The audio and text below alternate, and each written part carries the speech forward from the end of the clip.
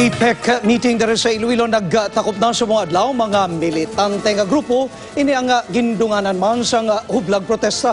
Si Josel Huesca may nagaratsada nga balita. Ginkasa sa mga rallyista ang ila hublag protesta kay nasang aga, pero hindi nangin mapo sa ila kay sa umpisa pa lang nangin issue na ang ruta sang ila marcha. Inamatarong na po ni magpahayag. Pispis mo ni. Arani sa atong konstitusyon, arani sa batas pambansa zero madali man. Sang uloy sa Malawi kay istorya nakalakat na gidman ang grupo pakanto sa Infante Molo. Pero dito, masugot ang pagbantay sa ila. Preparado ang mga pulis sinali magliko ang ila ruta pa General Luna.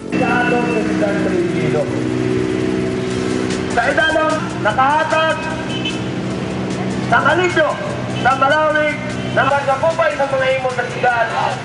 Padayon! We protest kami nga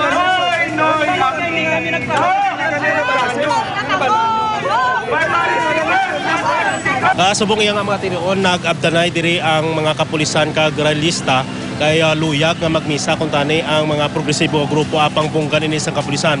Bangod man kay nagadulot iya sang pagpugok sang dalagan sang mga salakyan. Aga sa aton nga mga kapulisan, mayong agaman sa mga pumuluyo, ang mayong agaman sa mga pinakabay ng mga trapiko, mga driver at mga pasahero.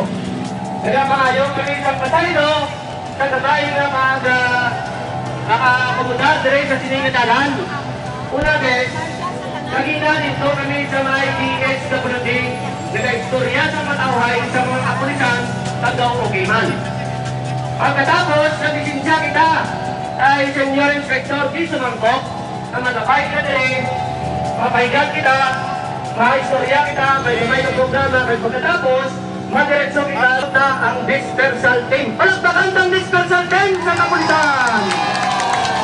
Para bayon ka sila, kung pwede linya sila sa mayo, ay tulad nyo subong mga kapulisan na daw-law-law. Kastar mayo ako sila. Palagpakan ng mga kapulisan kung paano sila mag-intimidar sa mga lalista, magkatulisol. So mga baita, Diri man sa Infante kan patigayon sang grupo ang ila programa pati ng pagpatigayon sang IFI sang Santos nga misa. Luyag tani ini nga punggan sa otoridad kay nagaginutok ang mga salakyan. ang lugar yang kintagaan ka po matugyan.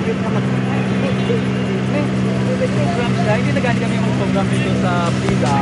Kay kabahin ang Pero sa uloy ginpasugta na lang sa pasalig nga matawhay nga himuon nilang programa kag misa. Mayor nga isyu nila ang EPEC nga hindi kuno makabulig sa imol, pati na ang hindi patas nga paghatag sang gobyerno sa nabiktima sang Bagyo Yolanda. Upol kay Hans Desierto, ako si Josel Huesca. Basta Balita, Ratsada! Police Senior Superintendent Cornelio Salinas kag mga militante nagainitay sa tiun sang hublag protesta.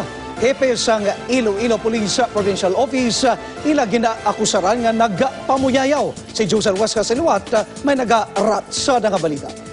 permisyon.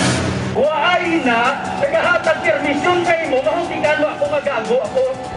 Gago ako, sir. Ang unang ni gago, kaya nakaibalo, mag-intindi, kahibalo, mag-interpretar sa layi. Hindi ka magsili na gago ako, sir.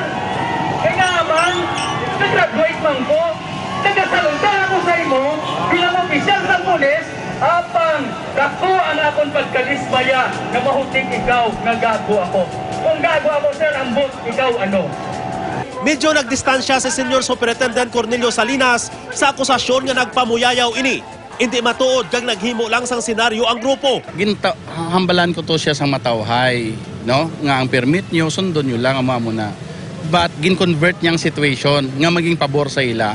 Ginagaw niya ang microphone sa upod niya, gindayaw niya ko sang tudo-tudo kang hambalan nga ako gali nagpatay kay Majilan. Gintagaan man gani sa mga pulis ang tsansa ang grupo nga ipadayon ang ilang programa kag misa. Pero sa tunga-tunga sang misa, ginkuha ni Padre Marco Sulayaw ang insenso kag bindita, agod tabugon suno sa iya ang malain nga espiritu.